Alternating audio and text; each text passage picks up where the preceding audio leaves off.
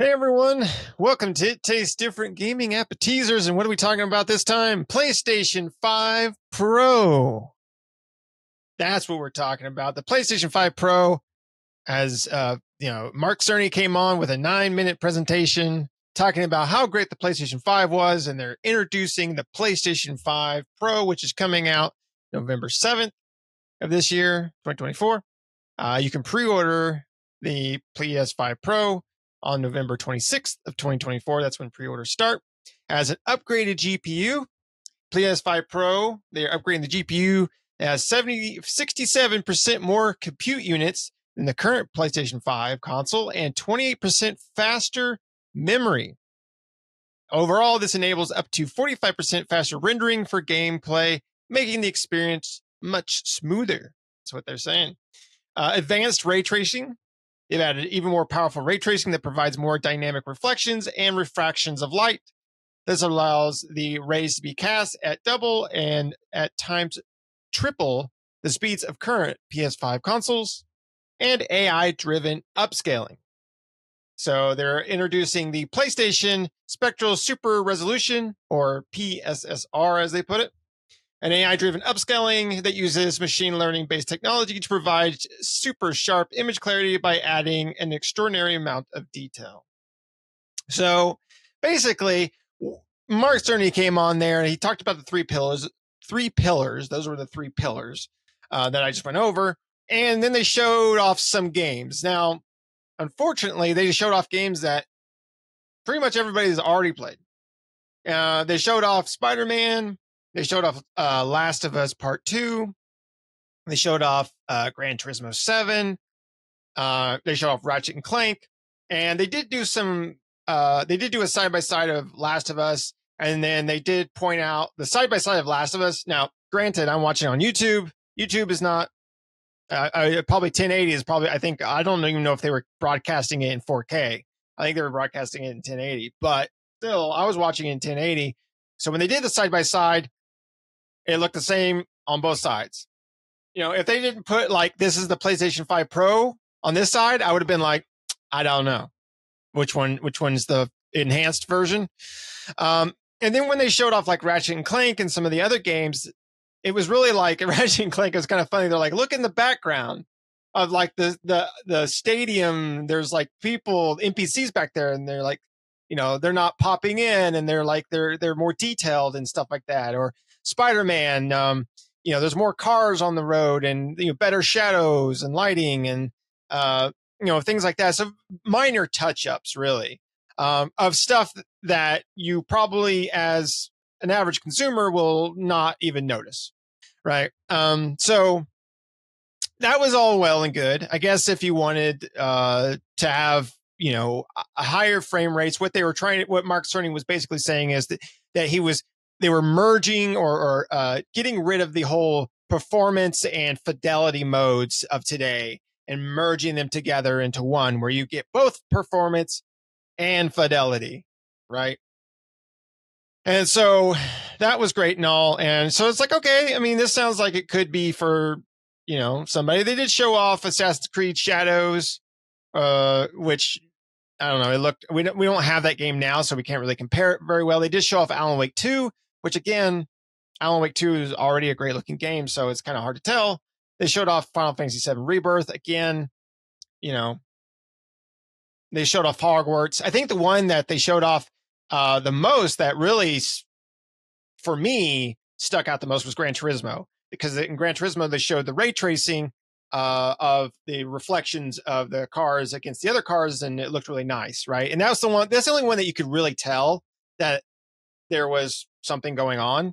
Whereas everything else was just kind of like, I don't know, the game already looks good, you know? It's like, really what they need to show off is that really crappy game. Like, and here's the problem that they have is they're not going to show off a third party, right? So because they don't want to like diminish the third party and say, oh, your game sucks on our platform, right? So they're just going to show off like mostly first party titles, you know, or at least not comparisons of a third party, right? Saying like, hey, this is Dragon's Dogma, and now, you know, it looks like crap here, but look at it here, right? It's going to be like, hey, this is some additional things we can do with that, But really what they need to show, I feel like, for consumers is they need to show, like, what is it going to do for me as a consumer on a game of upcoming games, as well as a game that doesn't look good now on the PlayStation 5. There's not very many of those, but if a game doesn't look good or doesn't perform good on console, how is that difference going to be between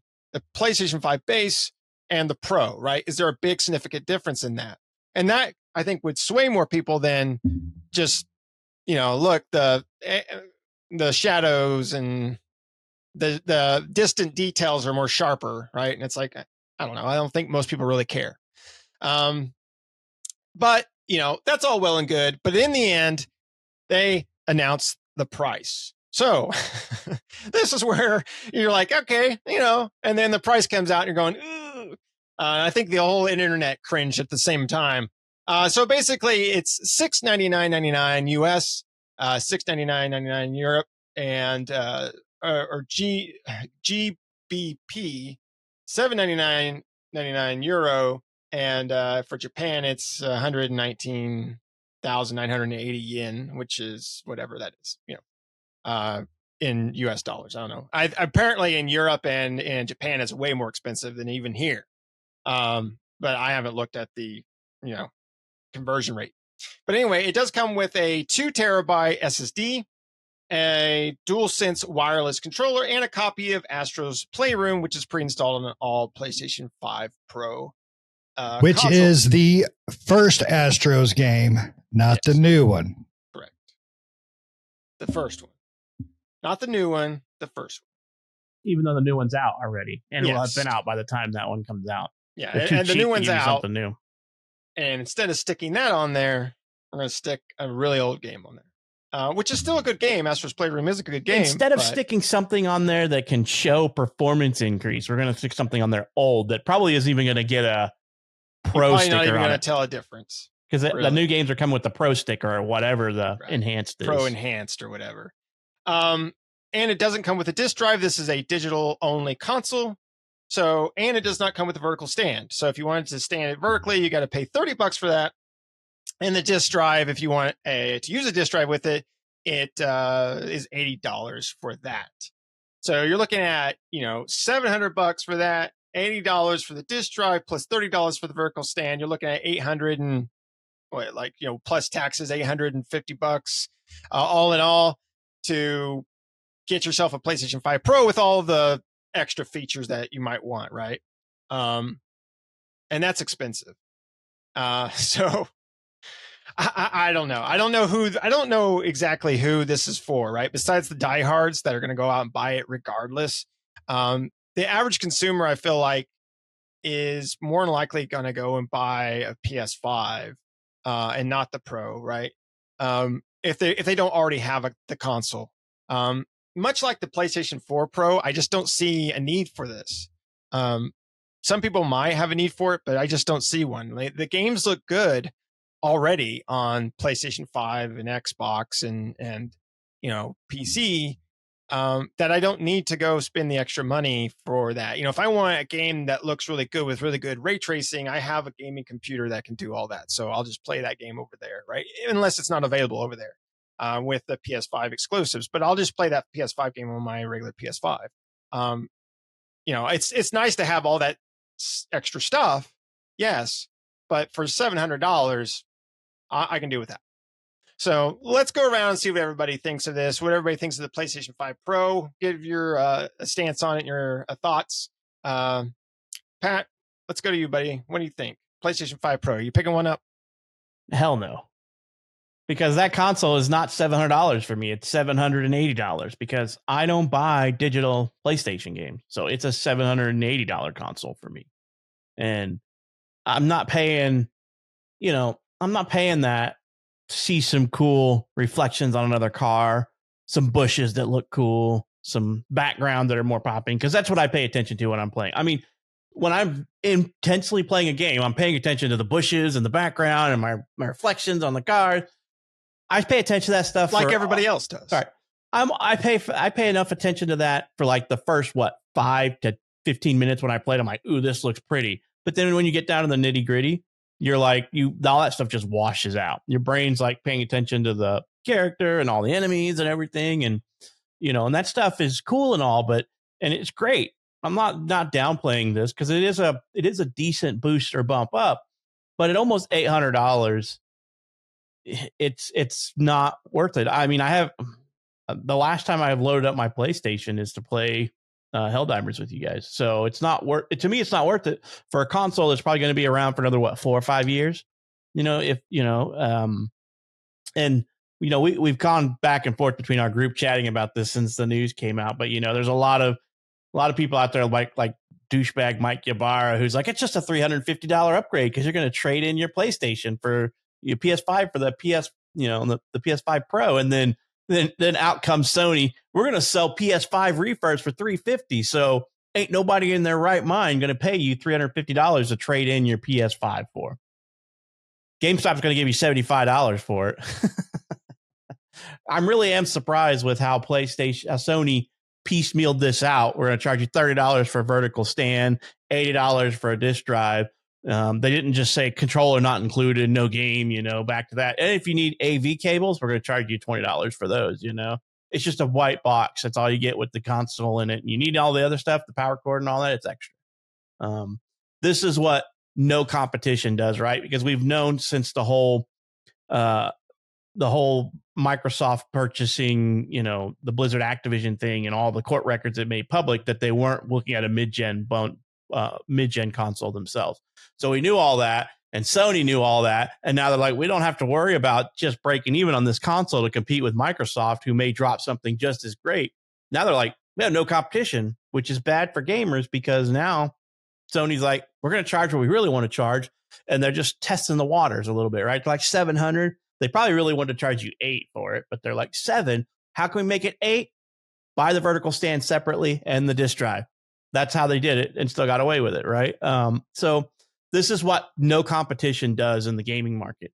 It sucks that there's only two, but if we ever get down to truly only one, and Nintendo is great at making the games they make, but they're not in this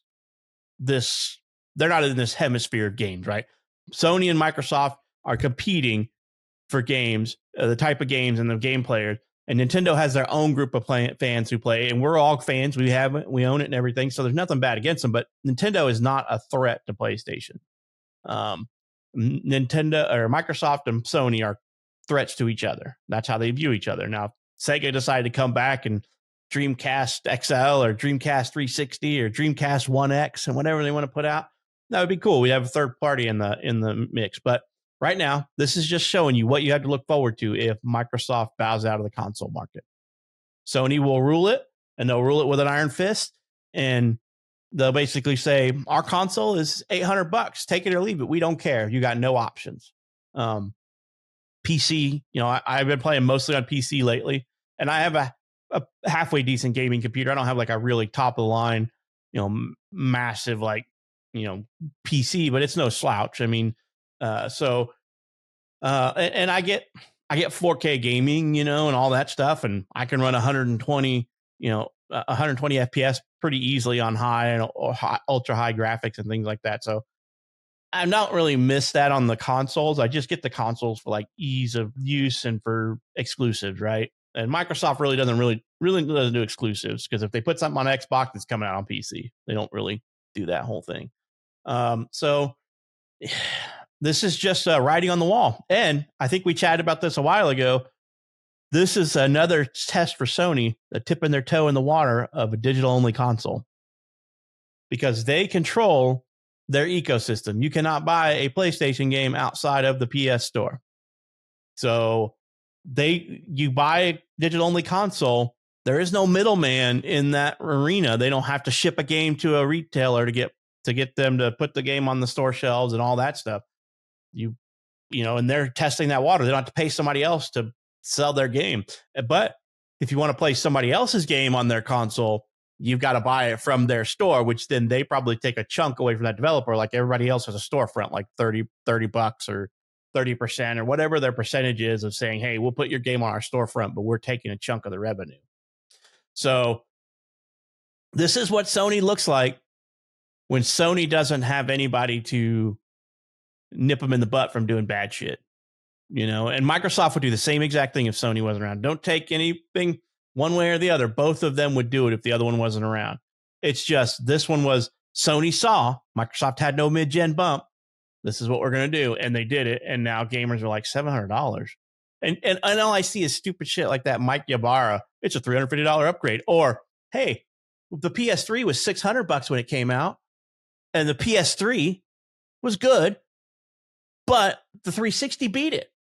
And price was probably a lot of that, right? I mean, the 360 had some damn good games and stuff too. So don't get me wrong there. But, you know, I remember when PS3 came out, I'm like, I'm not buying that. And I did not buy a PS3 until Horizon Zero Dawn came out. And by that time, the consoles were selling cheaper. So I got me a sub $500 PlayStation, you know. But I don't know, man. I think this is just proof of what Sony's capable of doing. And, you know, I don't know what their markup is, but I doubt that that's the increase in graphics cards and all that stuff and high fidelity. And I don't know, the CPU was the same. You got an extra terabyte of storage. So that's really $100. Whatever you look about that, that's $100. If you want to throw an extra terabyte of storage onto your console today, it's still $100. You know, them buying in bulk probably brought that price down to $75, $50. Who knows what it did, but you know, and then them ripping out the drive saved themselves another $50 or so on the console. But really your GPU is where you got to increase. They got to increase in some memory bus speed, which is all technological advancements, right? It's not like they went out and bought like cutting edge technology for this thing. It's been 4 years, right? Technology in gaming, technology in computer space, circuitry, processors, GPUs jumps exponentially every year, right? And so this is just 4 years worth of exponential growth in that industry because they kept the same CPU, right? The CPU is the exact same. They didn't change CPU. They did GPU. There was some memory bus speed gains. I think they're running a higher bus memory as well. And then you got extra storage, you know, and then they got some AI built into there. They got rid of the checkerboard shading for the new AI stuff. So, you know, I guess if you account for inflation, we've got 22% increase in groceries in this country, you know, I guess 22% increase in console price, you know, whatever. I don't know.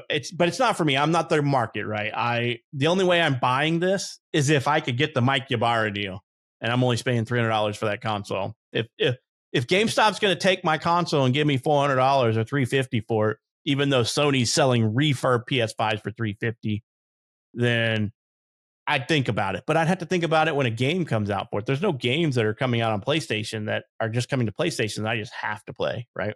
There's nothing for me. So I'm not their demographic. They're going after their diehard Sony fans, or maybe the people that don't have a PlayStation. But if I didn't have a PlayStation, and I'd waited this long, I'm getting a 350 refurb from freaking Sony is what I'd be doing. What about you, Shane? You going to buy you one of these PS5 Pros? You know, you're going to step into the high level of 8K gaming? Finally get those 60 FPSs at 4K they've been promising. I'm going to have to go with, pardon my French, but fuck no. $700 for that. No, thank you.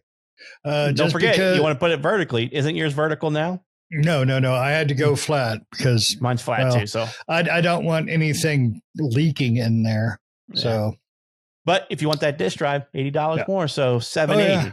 You got to have the damn disk drive because I don't buy digital on PlayStation. PlayStation's been hacked more times than I can possibly count. I trust Bill Cosby Kool-Aid over PlayStation security. So, no. I will not be buying the $700 console. Now, if I could take my PS5 up to GameStop and get that $350, I would possibly consider it. Possibly. But it won't happen because PlayStation, like you said, is going to start selling refurbished PS5s at $350. So, yeah, you ain't getting squat. Two, Mike Ybarra could eat all the sacks of assholes in hell. That is such a scummy person. I really hope he hits a tree on a skiing trip. That's all. I don't see any I don't see any reason for me to buy the PS5 Pro. Now, granted, I got the PS4 Pro for my birthday. I think it was maybe Christmas. I'm pretty sure it was my birthday. It bricked when it did its first update, so I just got my money back, and I think I bought Rock Band. I don't know. So I got my money back on that garbage. I play my PlayStation periodically. I only pay for first party exclusives. If it's a third party and on multiple consoles or PC, I'm going to play on Xbox, then PC, then PlayStation. It's just purely because I like the controller of the Xbox. That's really it. I'm not a tech guy, so all the fancy numbers don't tell me everything.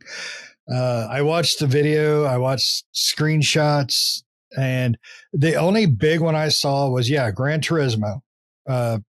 Yay, I can see reflections. Big deal, And then Spider-Man. There was, you could see a heavier shadow presence off buildings and things. But there's no $200 value in that. Extra value. There's none. Not a bit. Sorry, $280, none including tax. There's just none. The reason Sony's doing this is exactly what you guys were saying. Testing waters for the screw you later digital onlys. 2, they have zero competition for the most part now. That's why they feel that they can try this $700 price tag. But you know what? I hope it kicks them right in the dick, just like their overpriced VR2 did. I hope they take a hit on it, and I hope they suck it. I'm really bothered by the $700. PS3 at $600, big portion it bombed at launch was price. Now, granted, it did catch up, and it was a great system, the original, when it had all the backwards compatible and all that stuff, which they got rid of, dropped the price, made the console a little more inferior, but the console was at a better price point. That helped, and that's what got them basically. I think they ended up tied, maybe even slightly oversold the 360. And then, of course, Microsoft Don Matrick the Xbox One. So the tech stuff of it, like I said, I don't understand all the tech stuff. I do understand, more percentages, more is better. Always more is better. But the AI driven upscaling is that not going to come to regular PS5? Is that a actual physical part in the machine, or is it a program? So they've gotten rid of some.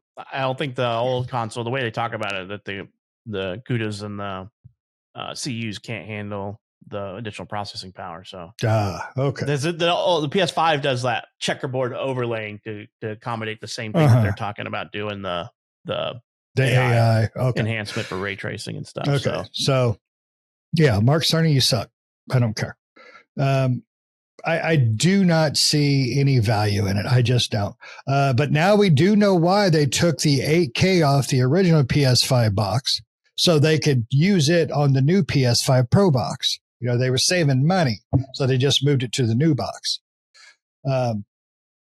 The games are all old, fairly old too, that are enhanced. Just looking at the list, I think Gran Turismo, Dragon's Dogma 2 is probably the newest ones out there. Obviously, we're going to get a Last of Us Part 2 remaster of the remaster. Eventually, we'll probably get... we'll probably get more of the same garbage, just resold at a higher price. Hey, we're going to raise the prices on these old games because we're going to put a little update on them. And, so now Final Fantasy VII Rebirth, we're going to sell for $80. Been out for 2 years. Right. The Pro Enhanced version will be $80. It's going to be the PS4 versus the PS5 all over again, where they were they gave like a couple of free enhancements, and they're like, this is it. We gave you 2. Everything else is going to be full price. You're going to pay for it. And it's going to be anything that went enhanced is going to be $70, even if it was 60 before. It's not going to be 70. Or I wouldn't put it past them and be like, what's going to be $80? Well, I mean, they updated they moved the price of their DualShocks up $5. Yeah, and they without telling anybody, without saying it, just push it out there blindly. Well, and they're raising their console prices in Japan too. So it's Sony is such a greedy bastard of a company, but they can do it because nobody's standing in their way with a better value right now. And just so you guys know, I did check GameStop, and you can get $357 store credit if you have a pro plan. It's $325 for store credit if you don't. Right now, wait until the other console comes out, and it'll probably be like it's cheaper, not up for pre-order yet. When it goes up for pre-order, then it'll go down. But like cash value, that's $225 versus $250 if you want cash value, depending on if you're a pro member or not. But I mean that price, like you said, as soon as the PS5 Pro, because you're not going to be able to. They're not going to just say, I'll let you hold this PS5 until the Pro comes out. If you want them to give you $350 credit, you got to take it in and trade it to them. Yep. So, and then it'll be playing on my PS2. Right. So really, when the PS5 Pro comes out, that trade-in value is going to go down, especially once Sony starts selling the refurb PS5s for $350. Buddy. Because GameStop can't buy them for the same price and sell them for whatever they're selling for now. I think they're selling for like $400 or $425 or something. For a PS5. So essentially, they're not going to be able to sell them for that price when Sony is selling them direct out the door for the price they're buying them for. Yeah. What's going to end up happening, Sony is going to monopolize on the PS5 console sales. They're not going to sell them in store anymore, or the PS6. What they'll do is you have to purchase from Sony, from their website. Then, if you want to trade it in, they're going to offer a trade-in program. I'll give you $50 for this $700 console you bought a year ago. And then they're going to turn around and sell it, refurbish it, run a duster across it, and then sell it to you, back to the customer for $550, $600. That's what they're going to do. Yeah. They sell it for $399 right now. A refurb from Sony is $399 right now for PS5. Not worth it. No, I mean $100. No, you can spend brand new $500, or like you said, $100 more and get a brand new one. Yeah, with warranty. So no, it's Sony has no. I'm probably we've said before on here. I'm probably the last apologist for Microsoft, but this is one of the reasons I still try to have hope for Microsoft to prevent any lack of competition to Sony, because there is nobody else besides Microsoft on the block. Nintendo is not competing with Sony or Microsoft, and they don't need to. They have their thing going. Good for them, but we cannot have a one console market. We just cannot, because what will happen is people will get burnt out, and then it's just Sony will go away. And people are just going to stick to PC, which I will do it. I will not pay $700 for a console. I won't. I'm too damned old for it. Well, I mean, you got to think about one of the things I thought about with the $700 PlayStation is I thought about back in the day, right? Back in the day, you would buy consoles because it was a cheaper alternative to a PC, right? No. You couldn't hook your PC up to your television back in the day. I mean, most TVs didn't have like a VGA, port in the back of your TV, right? There might have been adapters or something like that, but they didn't natively come with it. And the price difference between a PC and a console was significantly, quite the range, right? Nowadays, though, I mean, if you get a $700 PlayStation, you're narrowing that gap now in price, right? A PC is still more expensive, yes.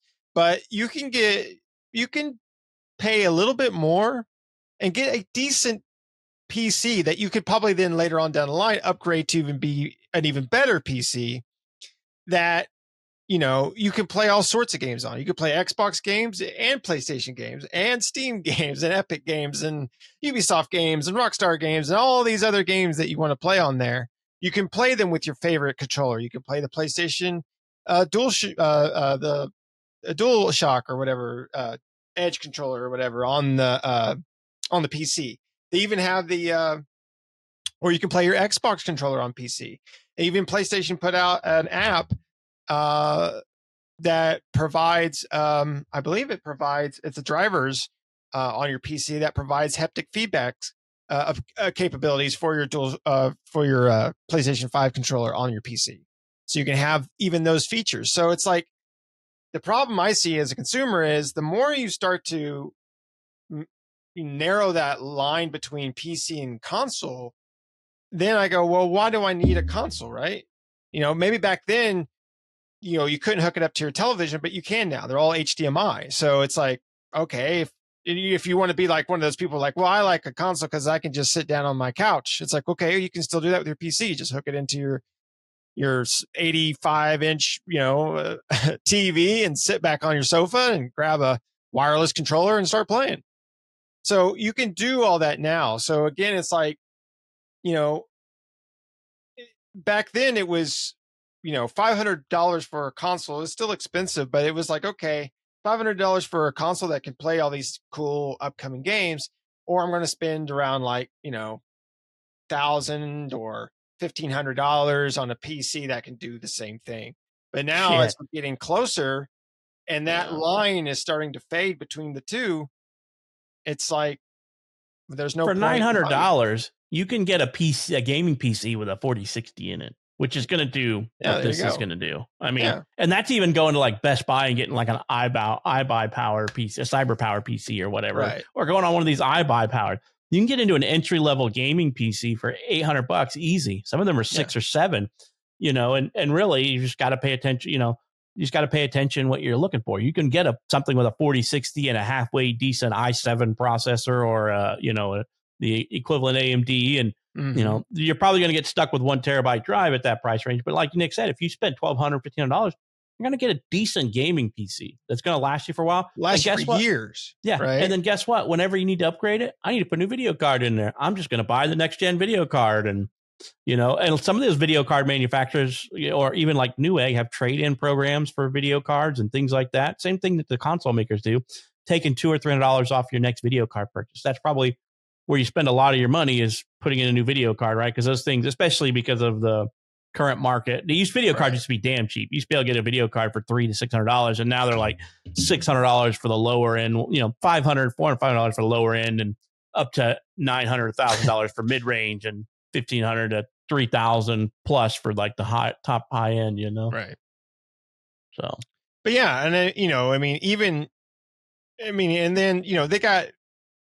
Even if you get an expensive PC, if you have the money, of course, you don't have to pay it outright either, right? A lot of these places have like, what is it, Karma or whatever it is, that pay every so much a month, and all those different ones out there nowadays that allow you to pay monthly every so much, and they're usually pretty low interest, usually a lot lower than a credit card in most cases, that you could buy a lot of these things from. So I'm not saying, go out and buy a PC, but I'm saying like that line is just, the higher the console price gets, the more that line starts to blur. And then I think most gamers are going to look at it and go, maybe I'll just buy a PC instead. Right. I see a lot of that sentiment online with this PS5 Pro. People are like, maybe it's time to invest in a computer, because with a computer, one last thing here, with a computer, besides playing those games, you can also do other things, right? Porn. But I mean, like, you can type up a document, channel. You can surf the internet, you can watch Netflix and things like that. You can do the same thing on your PlayStation, but you could do so much more.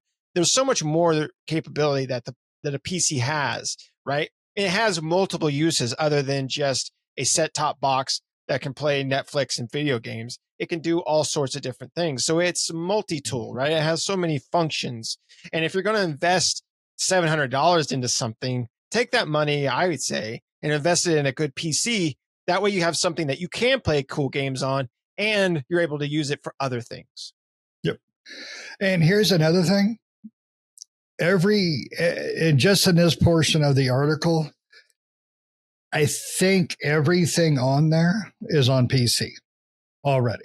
that can do everything that the PlayStation's doing, except for maybe not the AI crap, but it probably can do it too somewhere on your PC. Oh, NVIDIA has that. It's had it for quite some time. And there we go. So, which I'm sure AMD probably has something too. I just don't pay too much attention. AMD has the super FSR, right? I think. Yes. Yes.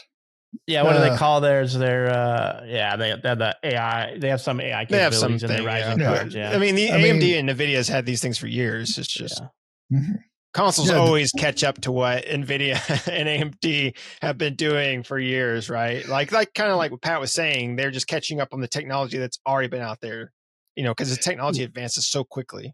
What people, like you were saying, Nick, I know we got to go here soon, but what people love about consoles was ease, because it was, you don't have to be a genius. You just pop the box open, plug it into your TV, slap in a disc, and you play.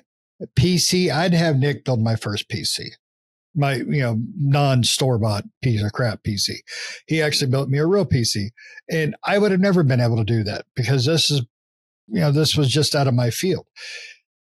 Now I can buy a damn good PC, which I have now. I like my PC. I got a 4070 Ti in here. I'm just happy. I can do all of that stuff virtually on my PC now. For those games announced, at least 90% of them I can do right now. I can play on my TV. Sony has taken away what makes consoles, ease and affordability. Because it ain't easy to pay $700 because that ain't affordable. Oh, sorry. Plus the 80, not including tax. So if you slap on your tax, you slap on the console, the stand, and the disk drive, that's with tax, you're looking at about $950 on average. Okay. I know for some people that's just half a paycheck. For me, I'm selling a kid if I have to do that. I kind of don't mind because they're expensive little bastards. But I want my consoles to go back to what they're supposed to be, easy and affordable. And Sony is going to destroy that, especially the way Microsoft is just basically getting out of the competition. I mean, they really are. Nintendo hasn't been competition in years. So, but we gotta have competition in any market, any sales market of any product. You got to have some sort of competition. You just have to, or you just shoot yourself in the foot later. And unfortunately, Sony is seeing the writing on the wall that they're going to be the only boy on the block. They're going to be the only one on that corner. You want to buy some weed, man? $8,000 for an ounce. That's what they're going to be doing pretty soon. And it sucks. So either Xbox, get your shit together. Sega, give me Dreamcast 2. Atari, well, never mind. Atari ain't doing shit. But they're coming out with that console. That can play all the old games. Yeah, I can play everything from 1974 to 1986. Yeah. Don't get me wrong, it's pretty cool still. But we need that back. And I hope the sales of this thing bomb and bomb hard. I truly do. I hope so too. And mainly for me, and the last thing I'll say here before we wrap it up, because I know this video is not getting long, it is long, is this worries me about PlayStation 6, right? Because if they're selling a PlayStation 5 Pro at $700, a PlayStation 6 is going to be, if they came out with a PlayStation 6 and said it was $700, I would be like, my mind would be freaking blown, because I'm like, why would it be $700? Why is a Pro $700 and then this is also this should be a significant leap in what the Pro offered, and you're going to sell it to me for the same price? That makes zero sense, which means that the PlayStation 6 would have to be at least $200 more, right, than what the Pro is. Maybe even $1,000 for a PlayStation 6. Yeah. I didn't even think about that, but you're right. Out on that. Yeah. Oh, absolutely. But my old PC, I got about $800 in it. it'll do what my PS5 does for the most part, except for I only had a 1 terabyte solid state drive in it. No, I didn't even have a solid state in there. So that's probably the biggest difference in it. So I would just buy a damn PC. Sony's putting their games on there anyways. Screw them. Yeah, I agree. I would say invest in a PC. If you don't have a gaming PC now and you're a big gamer and you're looking at this and everything like that, their games eventually do come to PC. So if you don't want to be on the bleeding edge and you're okay with waiting for them to come, and the more people that switch over, the quicker they will come to PC. But or Sony's going to have to make a drastic change. But I would say invest in a PC, right? I mean, PCs are a lot more simpler nowadays. You don't have to build your own. I mean, you can. That's the best thing to do. But a lot of people know they're easy to build. For one, they're not complicated. It's like putting Legos together. But there's tons of tutorials online on YouTube and things like that. But there's also a lot of places that sell pre-builts, and the pre-builts aren't like they used to be back in the day, right? Pre-builts nowadays are actually most of them are pretty decent, right? Of course, you want to check your reviews and things like that and see what people think about certain brands and stuff like that. But for most part, most of the big brands and stuff that do pre-builts do a pretty good job of them, and they're pretty decent gaming rigs. So it's not like back in the day where you didn't know what the hell you're going to get. Nowadays, you get pretty good, and they're really good about packaging them too. They don't package the graphics card installed in most cases. They usually package it not installed so it doesn't get screwed up in shipping and things like that. So, which is always a good thing, right? Because that can easily get bent out of shape in shipping. So, they've made a lot of progress in that field. So I would look into PC gaming, especially if you're thinking about buying a PlayStation 5 Pro. But again, for us, it's not for us. I don't know who it's for. I would say the most hardcore of the Sony fans, that would be about it. I like my PlayStation 5, but not enough to buy a Pro, right? I don't need better shaders on a tree or something like that. Like Pat said at the very beginning, that's cool and all to see the better shadowing and stuff like that. But once you get into the game and you start playing it, you don't notice that stuff, right? You notice it at first, you're like, oh, that's pretty. And then as you start playing, you're like, your mind doesn't give a crap about any of that. And just you're focused on the gameplay, right? Mm-hmm.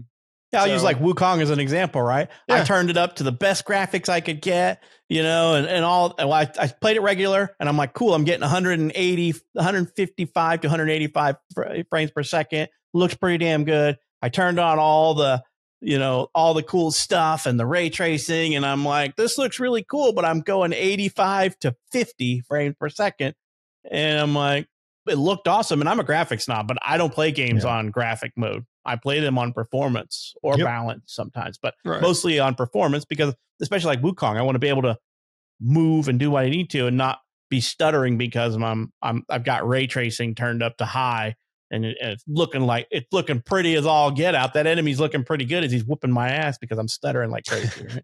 Yeah, I played Wukong with everything maxed out too, and I was like, and the game's beautiful. Absolutely beautiful. Oh, yeah. But like when you're sitting there beating the crap out of things and you're not paying attention to how pretty Wukong looks or anything like that. You're thinking, I need those frames because I couldn't beat him because my shader wasn't quite right. It's a little bit dark. It was trying to screen reflect the grass blades instead of me trying to hit this dude.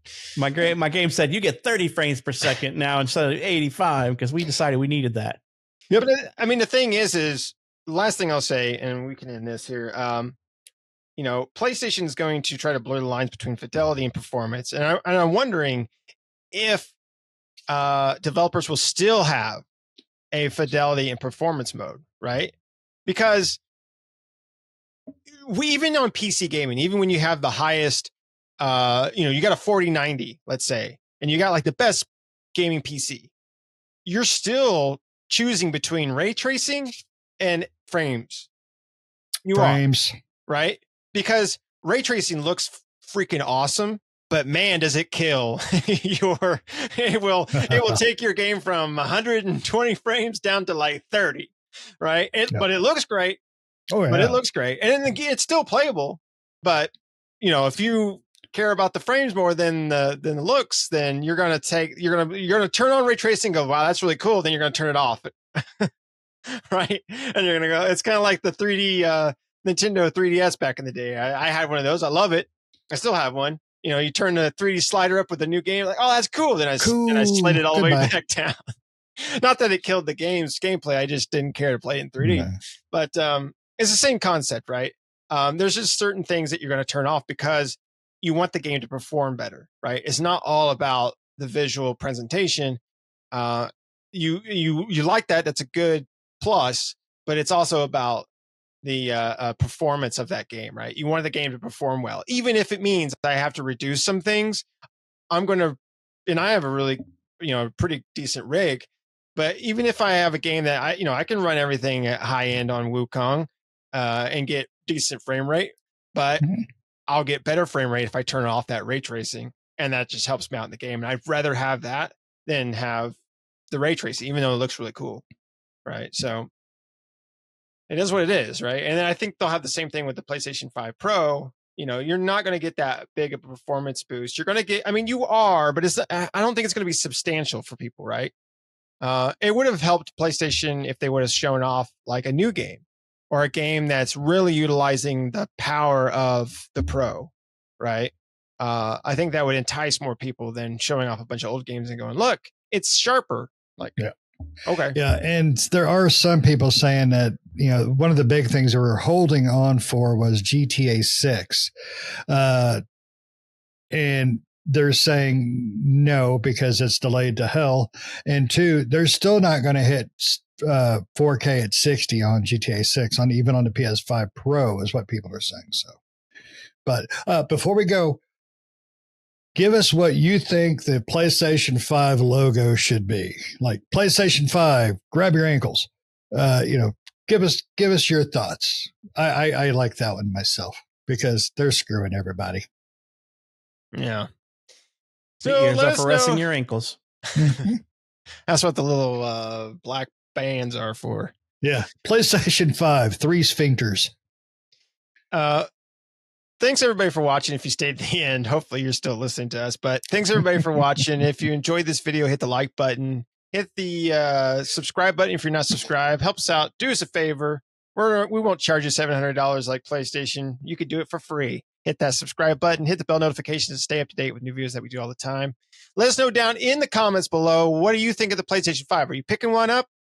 Let us know. And if so, what's your reasoning? Like, you like the, better performance, the higher, wanting that higher frame rate and stuff. Does the cost not, some people, they got just money to burn, I guess.